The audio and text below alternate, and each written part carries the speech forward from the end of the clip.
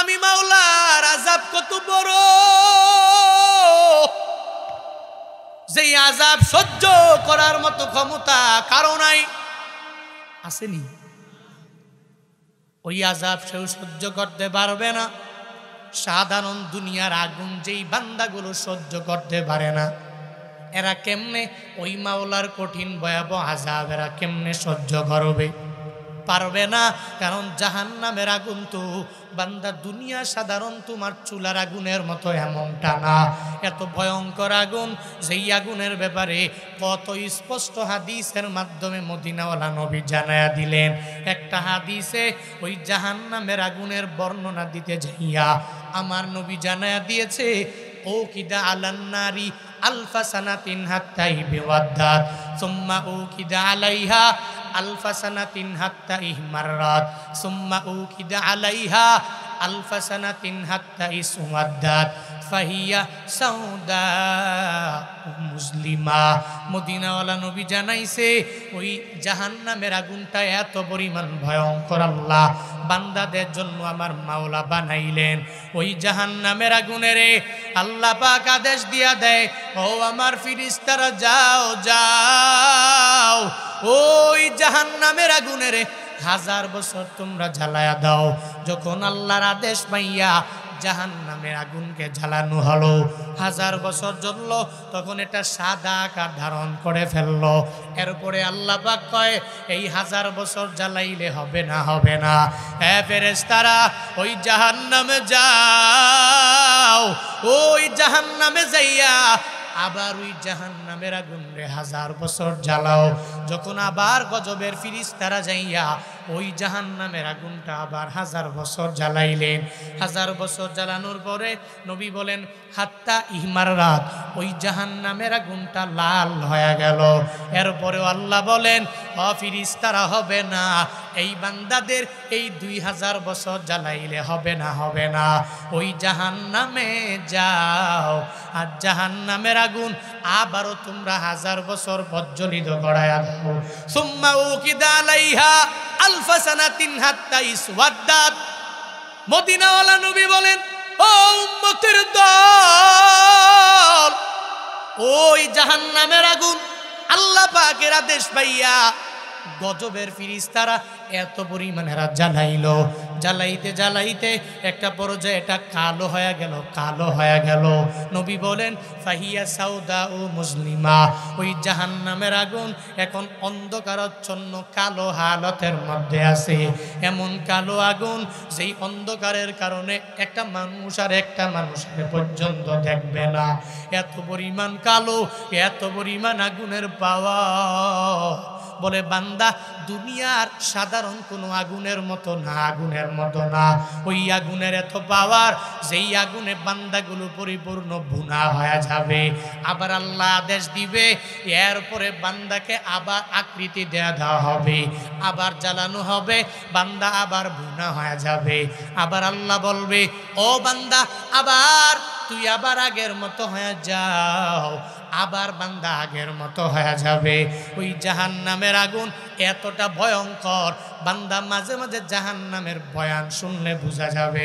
ওই জাহান্নামের বয়ানের ব্যাপারে কত বক্তারা বয়ান করে, ইউটিউবে আছে না নাই? আসেনি? বয়ানের অভাব নাই। হুজুরেরা কি সুন্দর করে করে বয়ান করে। ও বান্দারে, এই জাহান্নামের আগুন সহ্য করার মতো ক্ষমতা বান্দা তোমার মাঝে নাই, আমি বক্তার মাঝে নাই, দুনিয়ার কেউ এই আগুন সহ্য করতে পারবে না। এজন্যই তো আল্লাহ কয়, তুই চলার পথে আমি রবকে ভয় করার প্রয়োজন নাই। আমি রবের আযাবের ভয় তোর অন্তরের মধ্যে বান্দা তুই ঢুকাও। যেই আযাব, ইন্না আযাবি লাশাদীদ, যেই আযাবের ব্যাপারে আল্লাহ পাক নিজেই জানায়া দিলেন কঠিন আযাব। যেই আযাবের চাইতে বড় আর আযাব হতে পারে না। যেই আগুনের চাইতে আরো কোনো পাওয়ারওয়ালা আগুন দুনিয়ায় নাই। আল্লাহ পাক জানায়া দিলেন, ও বান্দা তুই আমি আল্লাহকে ভয় করো। এর মানে হলো আল্লাহকে ভয় করা লাগবে না, আল্লাহর আযাবের ভয় তোর অন্তরের মধ্যে তুই ঢুকাও। একটা ব্যাখ্যা, আল্লাহ কি ভয়ঙ্কর নাকি? বলে না না, আল্লাহ ভয়ঙ্কর না, আল্লাহ যে জানায়া দিলেন ভয় করার জন্য। ভয় করো, এর মানে আল্লাহর আযাবের ভয় বান্দা তুমি অন্তরে ঢুকায়া দাও। ইয়া আইয়ুহাল্লাযীনা আমানু ইত্তাকুল্লাহ, ইয়া আইয়ুহাল্লাযীনা আমানু ইত্তাকুল্লাহ ওয়া কুনু মা'আস সাদিকিন।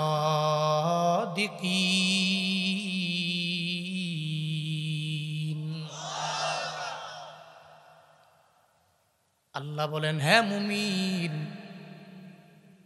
এই আয়াতের মধ্যে আমি আল্লাহ তোদেরকে দুইটা আদেশ দিয়ে দিলাম, ওই আদেশগুলো মেনে নাও।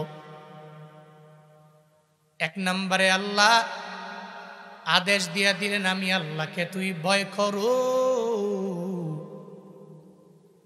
দুই নম্বরে ভালো মানুষ, সত্যবাদী মানুষের বন্ধু তুই নিজে হয়ে যাও। আল্লাহ পাক জানায়া দিলেন, এক নম্বরে ঈমানওয়ালাকে সম্বোধন করে ভয় করার জন্য, মানে আল্লাহকে ভয় করো। পবিত্র কালামুল্লাহ শরীফে বিভিন্ন আয়াতের মধ্যে আল্লাহ তার নিজেকে ভয় করার জন্য আল্লাহ মাঝে মাঝে মানব জাতিদেরকে বললেন। যেই জায়গায় হিন্দু আছে, যেই মানব জাতির মাঝে খ্রিস্টানও আছে, মুসলমান আছে, বেদিন আছে, ওই জায়গায় আল্লাহ বলে, ইয়া আইয়ুহান নাস, অমানব জাতি, ইত্তাকু রাব্বাকুম, তোমাদের ওই রবের তোমরা ভয় করে নাও। কিন্তু যেই আয়াতে আল্লাহ পাক ঈমানওয়ালাদেরকে খাসভাবে জানাইয়া আল্লাহ পাক জানায়া দেয়, হে ঈমানওয়ালারা তোমরা আল্লাহকে ভয় করো। কেন বলে? ঈমানওয়ালারা তো ঈমান আনছে, এর পরেও আমার মাওলারে ভয় করে। আর ভয় করার কারণেই তো আল্লাহ সারা দুনিয়াতে আর কাউকে এরা মানে না। এক আল্লাহকে মাবুদ মেনেছে, এক আল্লাহর ইবাদতে এরা মগ্ন হয়ে গেল। ওই রবের স্লোগানগুলো এরা দেওয়ার জন্য পাগল হয়ে গেল। ওই রবের এরা বড় বলল, তাহলে ঈমানওয়ালারা তো এজন্যই ঈমানওয়ালা হয়ে গেল। কিন্তু আল্লাহ পাক কেন ঈমানওয়ালাদেরকে জানায়া দেয়, হে ঈমানওয়ালারা তুমি আমি আল্লাহকে ভয় করে নাও। এটা বলার একমাত্র কারণ, আল্লাহ চায় না ঈমানওয়ালারা জাহান্নামের মধ্যে চলে যাক।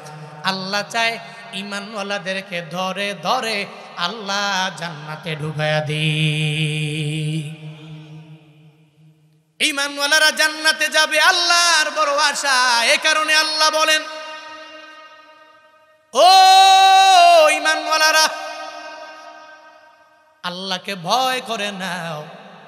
ওই রবের যারা ভয় করবে, ভয় করার মতো যারা ভয় করবে, ওরা এমন ঈমানওয়ালা হবে, এরা মিথ্যা বলবে না, গীবত করবে না, মানুষের দুশ্চর্চা এরা করতে পারবে না, কোনো অন্যায়ের দ্বারা সংগঠিত হবে না, কোনো বড় অপরাধের দ্বারা সংগঠিত হবে না। যতগুলো ভালো কাজ আছে ওই বান্দার দ্বারা হয়ে যাবে। ও মানুষের সাথে অন্যায় ব্যবহার করবে না, মানুষের উপর জুলুম করবে না, নির্যাতন করবে না। কারণ তার অন্তরে আছে, দুনিয়াতে কেউ দেখে না, একজন তো দেখে, চিল্লা বলো তার না। আল্লাহ পাক আমায় দেখে, এই চিন্তা নিয়ে নিয়ে বান্দা আল্লাহকে ভয় করবে। আল্লাহ পাক জানায়া দেয়, এই ঈমানওয়ালারা এক নম্বরে তুই আমি আল্লাহকে ভয় কর। ভয় করার মতো ভয় করবি। তো এখন যদি মনের মধ্যে অটোমেটিক বান্দার প্রশ্ন জেগে যায়, আল্লাহ পাক বারবার আল্লাহকে ভয় করার জন্য কেন আল্লাহ বলে? আল্লাহ কি ভয়ঙ্কর নাকি? আল্লাহ কেন বারবার বলে আমি আল্লাহকে ভয় করো? যেই ব্যক্তি অনেক বড় ধরনের ভয়ঙ্কর হয়ে যায়, তার মানুষ দেখলেই ভয় করে, কারণ তার ভিতরে দয়া মায়ার কোনো ছাপ নাই। আমগো এলাকার মধ্যে মাঝে মাঝে দেখবেন সন্ত্রাস যারা, এত পরিমাণ সন্ত্রাসী চেহারা তার হয়ে যায়। ছোট্ট বাচ্চারা ওর চেহারা দেখলে অটোমেটিক চোখের পানি ফেলায় কান্না শুরু করে দেয়। আর ওই তার কাছেও যায় না, ওর কুলেও তো যেতে চায় না। ওই সন্ত্রাসের দেখলে অনেক পরিমাণে ছোট ছোট বাচ্চারা ভয় পাইয়া বলে তার চেহারাটা এমন ভয়ঙ্কর হয়ে গেল, মনে হয় বিন্দু মাত্র পরিমাণ মায়া তার ভিতরে নাই, যার কারণে ও আশেপাশে তার কোনো লোকও থাকে না, সব লোকেরা তারে ছেড়ে ছেড়ে বান্দা চলে যায়। এত ভয়ঙ্কর হওয়ার কারণে এর আশেপাশে কোনো লোকের চিহ্নও খুঁজে পাওয়া যায় না। আল্লাহ পাক জানা দেয়, তুই আমি আল্লাহকে ভয় করে না। আল্লাহ কেন এই বান্দাকে বারবার বারবার বলে তুই আমি আল্লাহকে ভয় করো, ভয় করো, ভয় করো। তাহলে আল্লাহ কি ভয়ঙ্কর নাকি? বলে না না, আল্লাহ ভয়ঙ্কর না, আল্লাহ ভয়ঙ্কর না। এই ব্যাপারে মুফাসসিরিনে কেরাম দুইটা ব্যাখ্যা দিয়া দিলেন। আল্লাহ কি ভয়ঙ্কর নাকি, আল্লাহ কেন বারবার বলে ভয় করার জন্যে? এক নম্বরে ব্যাখ্যা, আল্লাহ ভয়ঙ্কর না, আল্লাহ যে জানায়া দিলেন আমি মাওলাকে তুই ভয় করে নাও, এর মানে আমি আল্লাহকে ভয় করা লাগবে না। আমি আল্লাহর কঠিন আযাবের ভয় তোর অন্তরে তুই ঢুকাও। আমি আল্লাহকে ভয় করা লাগবে না। আমি মাওলার আযাব কত বড়, যেই আযাব সহ্য করার মতো ক্ষমতা কারো নাই, আসেনি? ওই আযাব সেও সহ্য করতে পারবে না। সাধারণ দুনিয়ার আগুন যেই বান্দাগুলো সহ্য করতে পারে না, এরা কেমনে ওই মাওলার কঠিন ভয়াবহ আযাব এরা কেমনে সহ্য করবে? পারবে না। কারণ জাহান্নামের আগুন তো বান্দা দুনিয়া সাধারণ তোমার চুলার আগুনের মতো এমনটা না, এত ভয়ঙ্কর আগুন, যেই আগুনের ব্যাপারে কত স্পষ্ট হাদিসের মাধ্যমে মদিনাওয়ালা নবী জানায়া দিলেন। একটা হাদিসে ওই জাহান্নামের আগুনের বর্ণনা দিতে যাইয়া আমার নবী জানায়া দিয়েছে, ও কিদা আলান্নারি আলফা সানাতিন হাত্তা ইবিওয়াদ্দাত সুম্মা উকিদা আলাইহা আলফা সানাতিন হাত্তা ইহমাররাত সুম্মা উকিদা আলাইহা আলফা সানাতিন হাত্তা ইসওয়াদ্দাত ফাহিয়া সাউদা মুসলিমা। মদিনাওয়ালা নবী জানাইছে ওই জাহান্নামের আগুনটা এত পরিমাণ ভয়ঙ্কর আল্লাহ বান্দাদের জন্য আমার মাওলা বানাইলেন। ওই জাহান্নামের আগুনের আল্লাহ পাক আদেশ দিয়া দেয়, ও আমার ফেরেশতারা যাও যাও, ওই জাহান্নামের আগুনের 1000 বছর তোমরা জ্বালায়া দাও। যখন আল্লাহর আদেশ পাইয়া জাহান্নামের আগুনকে জ্বালানো হলো, 1000 বছর জ্বলল, তখন এটা সাদা আকার ধারণ করে ফেললো। এরপরে আল্লাহ পাক কয়, এই 1000 বছর জ্বালাইলে হবে না, হবে না। হে ফেরেশতারা, ওই জাহান্নামে যাও, ওই জাহান্নামে যাইয়া আবার ওই জাহান্নামের আগুন রে 1000 বছর জ্বালাও। যখন আবার গজবের ফেরেশতারা যাইয়া ওই জাহান্নামের আগুনটা আবার 1000 বছর জ্বালাইলেন। 1000 বছর জ্বালানোর পরে নবী বলেন, হাত্তা ইহমাররাত, ওই জাহান্নামের আগুনটা লাল হয়ে গেল। এরপরেও আল্লাহ বলেন, ও ফেরেশতারা হবে না, এই বান্দাদের এই 2000 বছর জ্বালাইলে হবে না, হবে না। ওই জাহান্নামে যাও, আর জাহান্নামের আগুন আবারও তোমরা 1000 বছর প্রজ্বলিত করায়া দাও। সুম্মা উকিদা আলাইহা আলফা সানাতিন হাত্তা ইসওয়াদ্দাত। মদিনাওয়ালা নবী বলেন, ও উম্মতের দল, ওই জাহান্নামের আগুন আল্লাহ পাকের আদেশ পাইয়া গজবের ফেরেশতারা এত পরিমাণে জ্বালাইলো, জ্বালাইতে জ্বালাইতে একটা পর্যায়ে এটা কালো হয়ে গেল, কালো হয়ে গেল। নবী বলেন, ফাহিয়া সাউদা ও মুসলিমা, ওই জাহান্নামের আগুন এখন অন্ধকারাচ্ছন্ন কালো হালতের মধ্যে আছে। এমন কালো আগুন যেই অন্ধকারের কারণে একটা মানুষ আর একটা মানুষের পর্যন্ত দেখবে না, এত পরিমাণ কালো, এত পরিমাণ আগুনের পাওয়ার।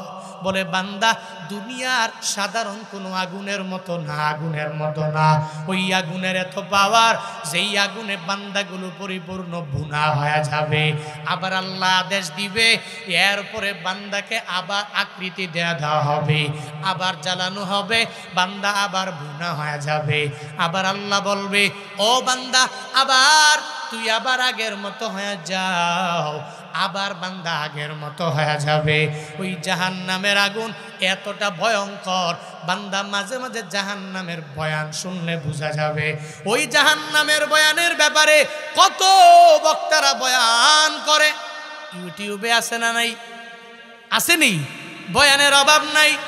হুজুরেরা কি সুন্দর করে করে বয়ান করে। ও বান্দারে, এই জাহান্নামের আগুন সহ্য করার মতো ক্ষমতা বান্দা তোমার মাঝে নাই, আমি বক্তার মাঝে নাই, দুনিয়ার কেউ এই আগুন সহ্য করতে পারবে না। এজন্যই তো আল্লাহ কয়, তুই চলার পথে আমি রবকে ভয় করার প্রয়োজন নাই, আমি রবের আযাবের ভয় তোর অন্তরের মধ্যে বান্দা তুই ঢুকাও। যেই আযাব, ইন্না আযাবি লাশাদীদ, যেই আযাবের ব্যাপারে আল্লাহ পাক নিজেই জানায়া দিলেন কঠিন আযাব। যেই আযাবের চাইতে বড় আর আযাব হতে পারে না, যেই আগুনের চাইতে আরো কোনো পাওয়ারওয়ালা আগুন দুনিয়ায় নাই। আল্লাহ পাক জানায়া দিলেন, ও বান্দা তুই আমি আল্লাহকে ভয় করো, এর মানে হলো আল্লাহকে ভয় করা লাগবে না, আল্লাহর আযাবের ভয় তোর অন্তরের মধ্যে তুই ঢুকাও। একটা ব্যাখ্যা, আল্লাহ কি ভয়ঙ্কর নাকি? বলে না না, আল্লাহ ভয়ঙ্কর না, আল্লাহ যে জানায়া দিলেন ভয় করার জন্য, ভয় করো, এর মানে আল্লাহর আযাবের ভয় বান্দা তুমি অন্তরে ঢুকায়া দাও। মুফাসসিরিনে কেরাম বলেন, এই গেল এক নাম্বার, আল্লাহ কি ভয়ঙ্কর নাকি? বলে না না। দুই নাম্বারে ব্যাখ্যা হলো, মুফাসসিরিরা জানায়া দেয়, আল্লাহ যে জানায়া দিলেন আল্লাহকে বারবার ভয় করার জন্য আল্লাহ কেন বলে? এটা বলার কারণ হলো, বলে আল্লাহর যেরকম দয়া, ওই পরিমাণ রাগ নিয়া নিয়া নিয়া আমার মাওলা চলে। আল্লাহর যেরকম দয়া আছে, ওই পরিমাণ মাঝে মাঝে আমার মাওলা রাগান্বিত হয়ে যায়। তবে সবার জন্য দয়ালু হয় না, সবার জন্য আমার মাওলা রাগান্বিত হয় না। মাঝে মাঝে দেখবেন কিছু কিছু বান্দারা গুনাহ করে করে আমার মাওলার দরবারে ফিরে আসে, এদের জন্য আমার মাওলা পরিপূর্ণ দয়াবান হয়ে যায়। বান্দার গুনাহগুলো যত পরিমাণ বড় হয়ে যাক না কেন, যখনই তাওবা করে আমার মাওলার দরবারে বান্দা ফিরে আসে, আল্লাহ তখন কয়, গোলাম আমি আল্লাহ জিন্দেগীর গুনাহগুলোকে ক্ষমা করে দিয়া দিলাম। আবার মাঝে মাঝে কত বেঈমানেরা এই সমাজে অভাব নাই, যেই বান্দাগুলো আমার মাওলারে পর্যন্ত মানে না, দুর্নীতির সর্বোচ্চ মাকামের মধ্যে পর্যন্ত বান্দা পৌঁছে যায়, আল্লাহকে মানতে চায় না, ওই নবীর সুন্নতটাও মানে না, কোরআন হাদিসের কোনো আমলটা যেই বান্দাগুলো করে না, এদের বেলা আল্লাহ দয়ালু না, এদের বেলা আল্লাহ কয়, আমি তোর বেলা রাগান্বিত হয়ে গেলাম বান্দারে, তখন আমি আল্লাহ পশ্চিমকালেও আর তোর জন্য ভালো থাকতে পারি না। ফেরাউন এত বড় ক্ষমতা পাইয়া ফেরাউন নিজেই আমার মাওলাকে অস্বীকার করে বসলো, বলতে লাগলো, হ্যাঁ লোকেরা, তোমরা যে আল্লাহরে মানো ওই আল্লাহরে মানা বাদ দিয়া দাও। আমি ফেরাউন এত বড় ইলা তোমাদের, নমরুদ এত বড় পাওয়ারওয়ালা হইয়া নমরুদ কয়, ও আমার লোকেরা, তোমরা যেই আল্লাহরে মানো ওই আল্লাহরে মানার দরকার নাই, আমি নমরুদের তোমরা মেনে নাও। আবু জাহাল, উতবা, সাইবা, মুগিরা এরা আল্লাহকে না মানিয়া আমার নবীরে পর্যন্ত এত পরিমাণ আঘাত এরা দিয়া দিল। আল্লাহ কয়, এদের জন্য আমি মাওলা দয়ালু হতে পারি না, ওই আসহাবে ফিলের জন্য আমি আল্লাহ দয়ালু না, এদের জন্য মাঝে মাঝে আমি আল্লাহর ভয়ঙ্কর রূপটা এদের দেখানো লাগবে, এদের স্মরণ করায়া দেই, বান্দারে আমি আল্লাহর পাওয়ার কি পরিমাণ জানো? লিল্লাহি মা ফিস সামাওয়াতি ওয়া মা ফিল আরদ ওয়া ইন তুবদু মা ফি আনফুসিকুম আও তুকফুহু ইউহাসিবকুম বিহিল্লাহ। বান্দারে আমি মাওলার পাওয়ারটা কি পরিমাণ জানোনি? আসমানের নিচে যা আছে, জমিনের উপর যা, সব কিছুর মাওলা হলাম আমি আল্লাহ, আবার তোরেও বানালাম আমি আল্লাহ। মাঝে মাঝে তুই যদি নিজের নেতা মনে করিয়া আমি আল্লাহকে পর্যন্ত যদি বাদ দিয়া দাও, তখন আমি আল্লাহ দয়া দেখাই না, আমি আল্লাহ তখন বড় রাগে রাগান্বিত হয়ে যাই। ও নেতারা, ও এলাকার মেম্বারেরা, ও এলাকার মাতবরেরা, মাঝে মাঝে তো আপনারা মনে করেন ক্ষমতার অভাব নাই, পাওয়ারের অভাব নাই। আমার পাওয়ারের কাছে কেউ আমার ধারে আসতে পারবে না। আমার পাওয়ারের কাছে এলাকার মেম্বার মনে করে কেউ আসতে পারবে না। চেয়ারম্যান মনে করলো, বিভিন্ন এমপি মন্ত্রীরা পর্যন্ত মাঝে মাঝে মনে করে। এই যে দেখেন না কি পরিমাণ মানুষের উপর জুলুমান নির্যাতনের স্টিম রুলার চালায়। মানুষ মনে করে না এত পরিমাণ দুর্নীতি সর্বোচ্চ লেভেলের মধ্যে পৌঁছে গেল। আবার মাঝে মাঝে নামাজের নিয়ে কটূক্তি করে, রোজা নিয়ে কটূক্তি করে, নেক আমল নিয়ে এত পরিমাণ কটূক্তি এরা আরম্ভ করে দেয়। এই যে গত 3-4 দিন আগে এক নেতা তার নৌকার মিছিল দেওয়ার জন্য বের হয়ে গেল। মুন্সিগঞ্জ আসনের এমপি এক হিন্দু দাঁড়ায় গেল ওই নৌকা নমিনেশন পাইয়া। এবার যখন ওই নৌকা নিয়ে মিছিল করে, নামাজের ওয়াক্ত হয়ে গেল, একজনে ডাক দিয়া কয়, এমপি সাহেব এখন নামাজের সময় জোরে জোরে স্লোগান দেওয়া যাবে না। ও হাটে আর কয়, কিসের নামাজ, তোদের কিসের নামাজ? আবার এর অনেক পরিমাণে গালি দিয়া দেয়। ও তো মনে করে আমার পাওয়ারের অভাব নাই, এই আসনের 2বার এমপি আমি হয়ে গেলাম, আমার অনেক ক্ষমতা, এই এলাকার লোকেরা আমারে ভোট দিলে দেখ, না দিলে নাই, আমি অটো পাস হয়ে যাব। এই চিন্তা নিয়ে নামাজরে নিয়ে এত পরিমাণ কটূক্তি করে, আওয়াজ দিয়া দেয়। মুন্সিগঞ্জের মুসলমানেরা এতদিন পর্যন্ত উড়ে পড়ে ভালো জানতো, কিন্তু মনে করে নামাজ কি মুসলমান কি এগুলা দেখার বিন্দু মাত্র পরিমাণ আমার টাইম নেই। কিন্তু জানে না এ দেশের পরিচয় নামাজ দিয়া, এ দেশের পরিচয় রোজা দিয়া, এ দেশের পরিচয় নেক আমল দিয়া। এটা মুসলমানেরা অনেক কষ্ট করে করে নিজের রক্ত ঝরাইয়া এ দেশটারে স্বাধীন করে আনলো রে বান্দা। এ দেশে যদি কোনো বান্দা নামাজ নিয়ে কটূক্তি করে, রোজা নিয়ে কটূক্তি করে, টুপি নিয়ে যদি কেউ কটূক্তি করে, উলামায়ে কেরাম নিয়ে বিন্দু মাত্র পরিমাণ যদি কেউ কটূক্তি করে, অন্তত পক্ষে সে মুসলমানের বন্ধু হতে পারে না, ঠিক কিনা? মুসলমানের নির্বাচন করতে পারে না, 2বারের হতে পারে, এবার হবে না। সব মুসলমানেরা এর ব্যাপারে বয়কটের আওয়াজ দিয়া দিল। ও যাবে, কোনো অসুবিধা নাই, বাংলাদেশে কেউ কাউরে বাধা দেয় না। যে কোনো ব্যক্তি উনি স্লোগান দিতে পারবে, বিভিন্ন মতগুলো বান্দা প্রকাশ করতে পারবে, তবে নামাজের সময়ে দুনিয়ার সব কিছু বন্ধ হয়ে যাবে। হিন্দুদের দুর্গা পূজার সময়ে দেখবেন হিন্দুদের লিস্ট দেওয়া হয়, হিন্দুরা তোরা ফজরের আজানের সময় বাজাবি না, নামাজের সময়টাকে বন্ধ রাখা লাগবে, জোহরের টাইমটাতে বন্ধ রাখা লাগবে, আসরের টাইমটাতে বন্ধ রাখা লাগবে, মাগরিবের টাইমটাতে বন্ধ রাখা লাগবে, এশার টাইমটাতে বন্ধ রাখা লাগবে। কারণ মনে রাখবি, মুসলমানের নামাজের মধ্যে আঘাত দিয়া এ দেশে অন্য কোনো অনুষ্ঠান চলতে পারে না। আগে নামাজ, এরপরে অনুষ্ঠান, আগে নামাজ, আগে রোজা, আর কি আমল, আগে মুসলমান এরপরে হিন্দু, আগে মুসলমান এরপরে খ্রিস্টান, আগে মুসলমান এরপরে বৌদ্ধ, এরা পূজা করবে, কোনো অসুবিধা নাই। কিন্তু আমগো নামাজের টাইমে বাজাইবে কেন?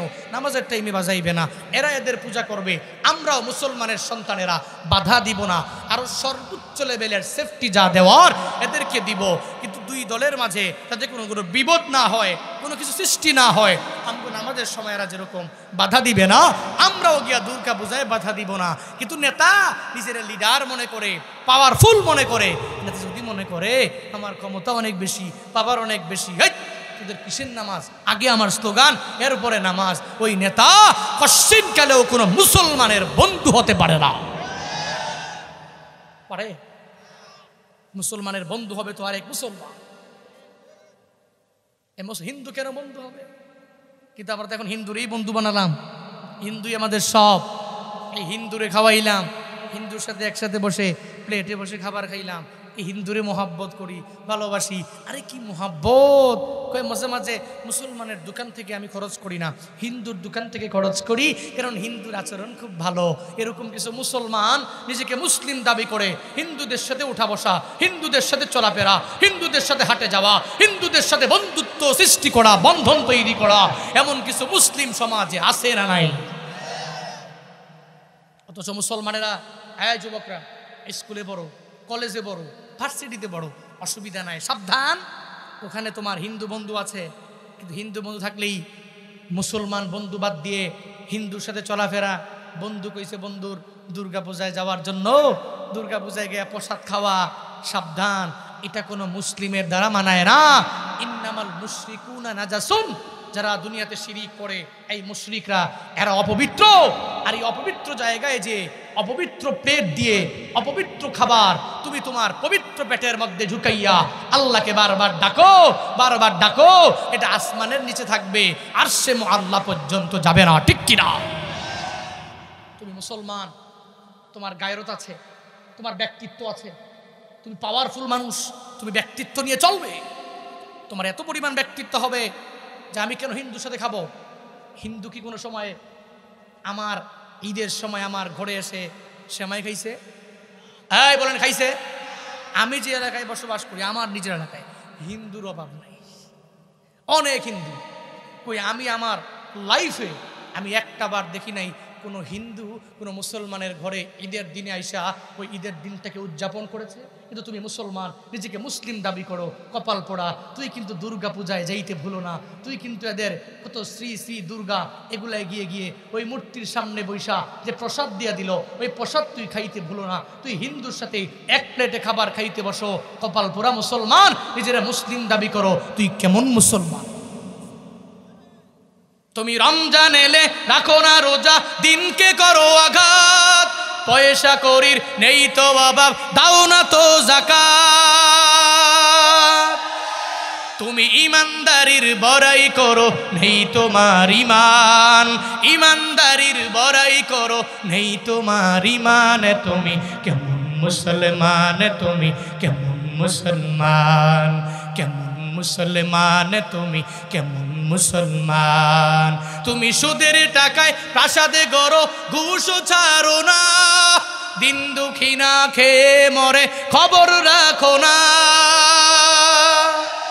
তুমি ঘুষ খেয়েও বিচার করো সাজিয়া প্রধান, ঘুষ খেয়েও বিচার করো সাজিয়া প্রধান। তুমি কেমন মুসলমান, তুমি কেমন মুসলমান, কেমন মুসলমান, তুমি কেমন মুসলমান? তুমি নবীর উম্মত দাবি করো, সুন্নাহ মানো না, নবীর অপমানে তোমার হৃদয় কাঁদে না। তুমি বিজাতীয় সংস্কৃতিতে সপেছো পরাণ, বিজাতীয় সংস্কৃতিতে সপেছো পরাণ। তুমি কেমন মুসলমান, তুমি কেমন মুসলমান, কেমন মুসলমান, তুমি কেমন মুসলমান? নামাজের সাথে নাই পরিচয়, মানো না কোরআন, নামাজের সাথে নাই পরিচয়, মানো না কোরআন। তুমি কেমন মুসলমান, তুমি কেমন মুসলমান, কেমন মুসলমান, তুমি কেমন মুসলমান, ঠিক কিনা? মুসলমান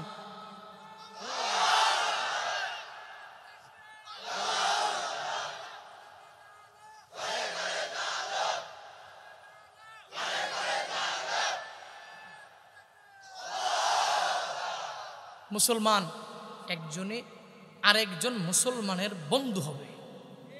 বিজাতীয় যত সংস্কৃতি আছে, এই সংস্কৃতি কোনো মুসলিম ঘরের পোলা এই সংস্কৃতি লালন তার অন্তরে করতে পারে না। কিন্তু তোমরা ওয়াজও শুনো, আবার দেখো যে মেসি কোন সময় কোন কাটিং দেয়, আবার ওইটাও করো, কি এটাও ঠিক? হ্যাঁ, এমবাপ্পে কি কাটিং দিল, এর চুলের মতো তোমরা চুল কাটো। এরপরে আর্জেন্টিনা ব্রাজিলের জের ধরে তোমরা এক ভাই আর এক ভাইয়ের উপরে আঘাত করো, এক বন্ধু আর এক বন্ধুকে ছেড়ে চলে যাও, স্বামী স্ত্রী পর্যন্ত তালাক হয়ে যায়, ঠিক কিনা? মুসলমান, মুসলমান তুমি, তোমার পরিচয়, আরে ভাই তোমার তো ব্যক্তিত্ব আছে, তোমার ব্যাকগ্রাউন্ডে একজন আল্লাহ আছে, পয়গাম্বর আছে, তোমার ব্যাকগ্রাউন্ডে তো তোমার একটা ধর্ম আছে। তুমি চলার পথে উল্টাপাল্টা চলবা, উল্টাপাল্টা চুল কাটবা। তুমি তোমার ধর্মটা কি হিন্দু ধর্মের মতো মনে করেছো? এই ধর্ম তো এমন ধর্ম, ইন্নাদ্দিনা ইন্দাল্লাহিল ইসলাম, এই ধর্ম এটা আল্লাহর কর্তৃক, আল্লাহর পক্ষ থেকে মনোনীত ধর্ম। এই ধর্ম ছাড়া পৃথিবীর সব ধর্ম একটাও আল্লাহর কাছে গ্রহণযোগ্য ধর্ম। তো তুমি গ্রহণযোগ্য ধর্মের একজন অনুসারী হয়ে নিজে কেমনে উল্টাপাল্টা চলো? আল্লাহ পাক আমার যুবকদেরকে হেদায়েত দান করেন, আরো জোরে পড়েন। আল্লাহ পাক যুবক ভাইদেরকে বুঝ দান করেন। খারাপ লাগতেছে আপনাদের? এই কষ্ট পাচ্ছেন নাকি আপনারা? কাকে ভয় করব? আল্লাহকে ভয় করো। এর মানে আল্লাহ কি ভয়ঙ্কর? না। এক নাম্বার জবাব, আল্লাহ ভয়ঙ্কর না। আল্লাহ যে বললেন আল্লাহকে ভয় করার জন্য, এর মানে আল্লাহর আযাবকে তোমরা ভয় করো। আর 2 নাম্বার জবাব হলো, আল্লাহ পাক মাঝে মাঝে দয়া দেখায়, আবার মাঝে মাঝে আল্লাহ রাগান্বিত হয়। ওয়ার্ডের মেম্বারের দিকে বান্দা তুমি একটু তাকায়া দেখো, যেই মেম্বারটা ওয়ার্ডের অনেক বড় লিডার যখন হয়ে গেল, ওই মেম্বার মাঝে মাঝে দয়া দেখায়, মাঝে মাঝে রাগান্বিত হয়ে যায়। এলাকার মধ্যে যখন কোনো চুর চুরি করে, ওই চোরের বেলায় যদি মেম্বার কয় আমি আমার দয়ার গুণটাকে প্রয়োগ করে দিলাম, তাহলে কেমন হবে? একটা চোর না, 2টা চোর না, একটা চোরের প্রশ্রয় দিয়ে দিলে আরো হাজারো চোর অটোমেটিক ভয় দেওয়া হয়ে যাবে। একটা ডাকাতের যদি সাইরা দাও, অটোমেটিক ডাকাতগুলো বেড়ে যাবে। এলাকার মাতবরেরা এরা দয়ার গুণ নিয়ে চলবে, আবার রাগের গুণটা নিয়েও চলা লাগবে। যখন এলাকার মধ্যে সন্ত্রাস বেড়ে যাবে, দুর্নীতি বেড়ে যাবে, কোনো চাঁদাবাজ বের হয়ে যাবে, একটা মানুষ আর একটা মানুষের উপর যখন জুলুম করবে, তখন ওই মেম্বার দয়ার গুণ দেখাবে না। তখন এমন পরিমাণ রাগ সে হয়ে যাবে, ওই সন্ত্রাসটাকে দুনিয়া থেকে বিদায় করে দেওয়ার জন্য সব কিছু সে করবে। বিন্দু থেকে বিন্দু মাত্র পরিমাণ তখন দয়ার গুণটা বান্দা প্রয়োগ করবে না। কিন্তু সমাজের মধ্যে যখন ইমামেরা, খতিবেরা যখন কোনো ভালো কাজগুলো যখন এরা করবে, তখন মেম্বারটা ইমামের যায় সাপোর্ট দিয়া দিবে, ইমামের মন দিয়া ভালোবাসবে। এলাকার মেম্বারের 2টা গুণ, 1 নম্বরে দয়া আর 1 নম্বরে রাগ। চেয়ারম্যানের 2টা গুণ, 1 নম্বরে দয়া আর 1টা হলো রাগ। এমপির 2টা গুণ, একটা দয়ার গুণ আর 1টা হলো রাগের গুণ। ও বান্দারা, দুনিয়াতে যদি মেম্বার ওয়ার্ডের নেতা হওয়ার পরে মেম্বারের যদি 2টা গুণ লাগে, আর যিনি চেয়ারম্যান হয়ে গেল, ওই চেয়ারম্যান যদি তার ইউনিয়নের নেতা হওয়ার কারণে 2টা গুণে গুণান্বিত হওয়া লাগে, মেম্বার অফ পার্লামেন্ট উনি ওনার উপজেলার নেতা হওয়ার পরে যদি 2টা গুণে গুণান্বিত হওয়া লাগে, বাংলাদেশের প্রধানমন্ত্রী হওয়ার পরে যদি 2টা গুণে যদি গুণান্বিত হওয়া লাগে, আমার মাওলা কত পরিমাণ বড় লিডার রে বান্দা! আমার মাওলা তো আসমান আর জমিনের মালিক। ওই রবের 2টা গুণ কেন থাকবে না? আল্লাহ পাক 2টা গুণ নিয়ে বান্দা চলে। 1 নম্বরে দয়ার গুণ, 2 নম্বরে আমার মাওলার রাগের গুণ। তবে তুমি চলার পথে ওই মাওলার রাগের রোশানলে পড়বা না, দয়ার গুণটার রোশানলে বান্দা পড়ে যাবা। আল্লাহর পক্ষ থেকে কেমনে দয়ার গুণটাকে গ্রহণ করা লাগবে?